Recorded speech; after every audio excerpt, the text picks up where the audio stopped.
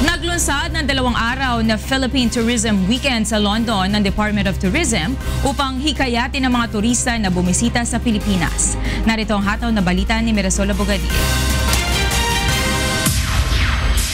Zipline, beach party, Pinoy street food at iba pa. Yan ang ilan lamang sa mga aktibidad na isinagawa ng Department of Tourism sa Central London. Hindi lamang mga Londoner ang nakisaya sa 2 araw na programa, maging ang mga turista galing sa iba't ibang panig ng mundo ay nakasaksi dito.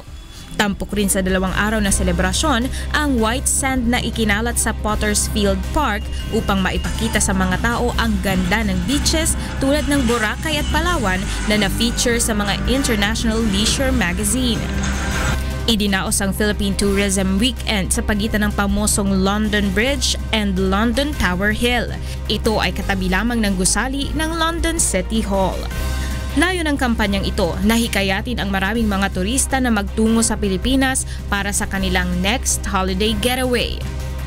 Ipinakita rin sa event ang mayamang kultura ng Pilipinas sa pamamagitan ng ating folk dance at iba't ibang kasuotan. We're able to put this up. This is a continuing year-long consumer promotions in UK. And I think we are doing so much that we're hitting millions in our Facebook. And most of our offices in the world are wanting to copy our project. So we're telling your audience that the next time you do this, make sure you put the Philippine brand in all these projects because a lot of other countries will copy our program. The fun and energy and vitality of the Philippine Islands to this part of London where we are looking at the most iconic landmarks in the city's skyline, but with experiential opportunities to visit some of the best tourism destinations of the Philippines. And we are happy to say that it promises to be a very unique and entertaining experience.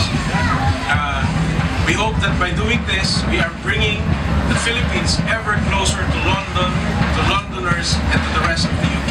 Ayon sa datos, ang United Kingdom ang nananatiling number 1 sa pinakamataas na tourist arrival sa Pilipinas sa buong Europe continent. Pang-8 naman ito sa buong mundo.